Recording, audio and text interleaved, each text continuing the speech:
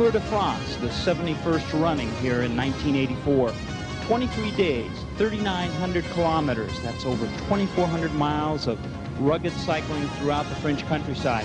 The riders start near the Paris in northern France, circle the country, the entire country, in a counterclockwise direction, going through the Pyrenees, the southern French rolling hills, and here, as you see, on the 17th stage, after 1,500 miles, they attack the Alps. This is the Tour de France. Is probably considered the most popular sporting event of the year.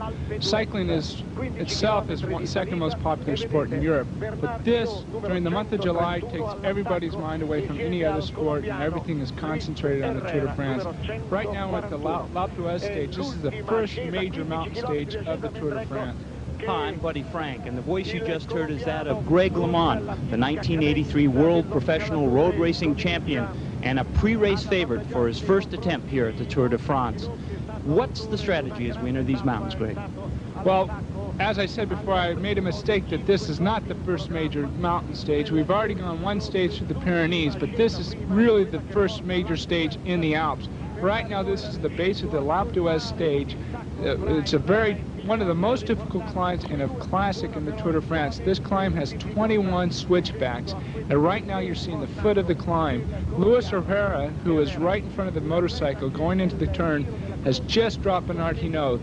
These two have just made an attack on the valley floor 5 kilometers from the foot of this climb.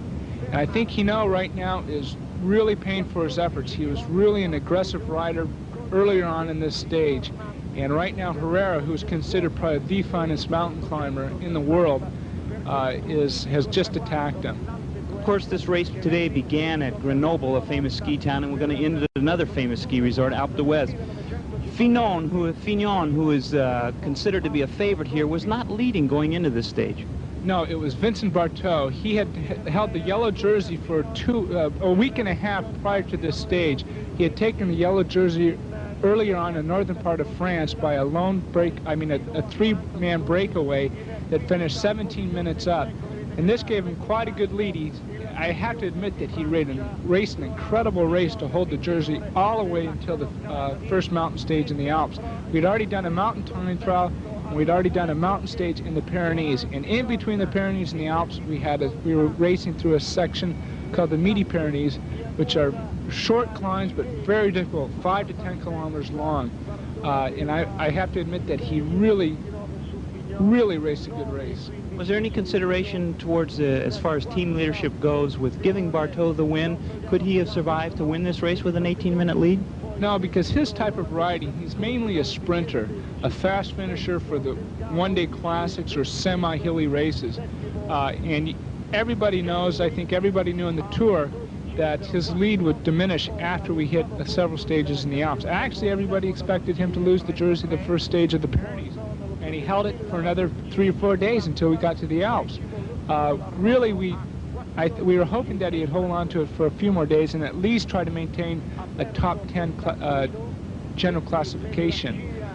He fell back a little bit more after 2 or 3 stages in the Alps. I think he ended up finishing in the 20s and the 30s. I'm not sure exactly what his position is. These climbs are what's known as premier category climbs. Let's put that in perspective. How do they relate to some of the events that Americans may have seen, such as the Coors Classic or Red Zinger in the Rockies? Okay, I think there's like 4 different classification of climbs. There's a 4th category, 3rd category, 2nd category, and 1st category. Actually, there's 5 categories. There's the Or category, which is the highest category possible. And I think L'Alpe d'Huez Mountain, the finish to L'Alpe d'Huez ski station, is an Or category, which is higher category than 1st category. 1st category, they have a rating where there's a certain percentage and a certain distance. And this certain climb, the average grade on this is about 10 to 12%, although in the switchbacks and in the turns, it can get up to 15–16% grade. Is it similar to the Rockies or more severe? I'd say most of the climbs in Colorado would be about 3rd or 2nd category climbs, although the length could maybe, and the altitude could make them categorized like a 1st category in certain ones. There are really no grueling climbs like there are in Europe. I know that the Sierra Nevadas have a few climbs that would be 1st category climbs, but there are no races that go over them. In Colorado, I think they build most of the roads for snow, and the steepest grade you usually get is 6 or 7%, whereas in Europe, most of these roads are 10 to 15% grade. Although he's not leading here, Fignon appears to be cycling quite effortlessly in these steep terrain. Well, right now, during this period of the Tour de France, he had probably his best form he's had his whole life. And I think that's the key to racing well in a stage race, is arriving at your peak form at the right time. I think he's dominated the Tour de France because of his mental attitude also. He was so confident, and that kind of comes with being in good shape. If you're in top shape, you're confident. If you're confident, you can dominate the race. This is Laurent Fignon right now. He's just been dropped by Luis Herrera, but he's coming back up to Luis Herrera, and I think he almost caught him by the top. I don't think he was really worried about Luis Herrera, because at this time he was several minutes behind, 10 or 15 minutes behind Laurent Fignon on the general classification. As we mentioned at the start, one of the favorites for this race was Greg LeMond. You're not among the leaders here. What happened during the early stages of the Tour de France for you? Well, in Paris, at the start of the race, I felt great. I thought I could really, I felt as good a condition as I did last year for the World Championships.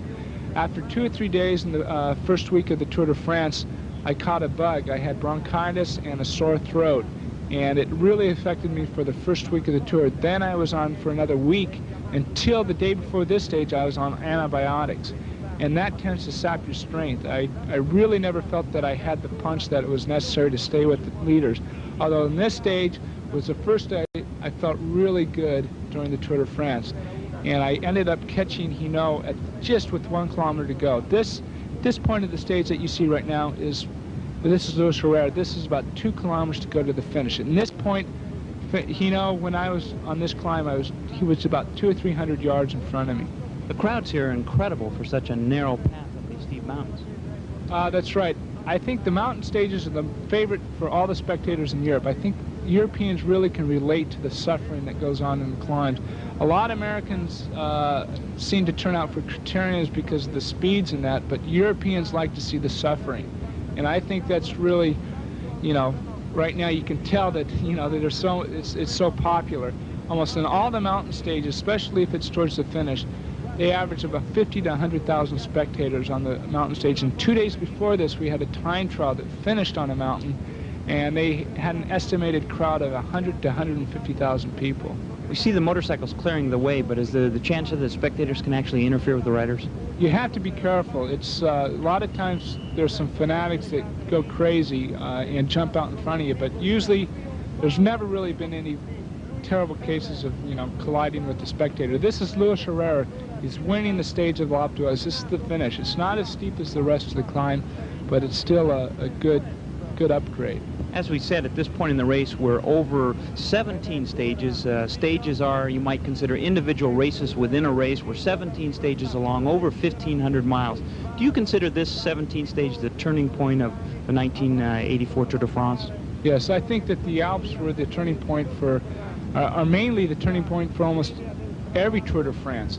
This is Laurent Fignon. He went on to place second place, I think 30-40 seconds behind Luis Herrera. The Alps are where the climbs are what really separate the well-conditioned and the guys that are in fair condition. I think this is where it's the race of truth. There's no drafting. It's just the strongest survive. As Fignon crosses the finish line here, he gains the famous maillot jaune, or the yellow jersey of the Tour de France, something he was not to lose throughout this race. So for him, it was definitely a turning point. Oh yeah, he I think felt that it was planned that way. He knew that he was going to take it that day, because I don't think he knew that Vincent Barteau couldn't hold on to the jersey until through the mountain stages, and he knew that after 1 or 2 stages in the Alps he was going to take the yellow jersey. He wasn't. You couldn't beat him in this Tour de France. Despite the difficulty on this stage, there were several more mountain stages to come, equally as tough. Yes, the next day is L'Alpe d'Huez La Plagne, which is very difficult. This is myself finishing. I ended up finishing 6th place, passing Hinault just 1 kilometer to go to the finish. I think if I would have felt confident and I would have known that I was going to feel that good, that if I would have went with, the group had broken away on the climb prior to L'Alpe d'Huez. It was the Col de la Fray, and Hino had made an attack and took 4 or 5 riders, Fignon, Herrera, Acevedo, Miller, and Hino. They all went away on the